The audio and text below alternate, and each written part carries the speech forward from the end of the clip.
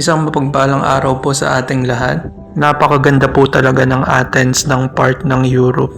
Sobrang blessings po sa atin to dahil nakapasyal po tayo dito sa Acropolis. Dahil isa po ito sa mga biblical history. Ito po yung lugar na nabanggit sa Biblia, sa Acropolis kung saan binisita ni Apostol Paul ang lungsod nung kanyang ikalawang paglalakbay bilang misyonaryo. Matatandaan po natin na nakipag-debate siya sa mga pilosopo. Nasaksiyan kasi ang lungsod na punong-puno ng mga Diyos-Diyosan at binigay niya ang kanyang sermon. Ito po sa part na ito ng Mars Hill or Areopago. Kanya po nabanggit ang tungkol sa Diyos na hindi kakilala. Ito po yung sermon sa Areopago ay tumutukoy sa isang sermon na ibinigay ni Apostol Paul sa Atenas. Kita po natin yan sa Acts 17.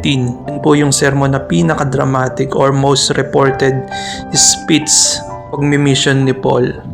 Po ay dito sa gawin na to. God bless po.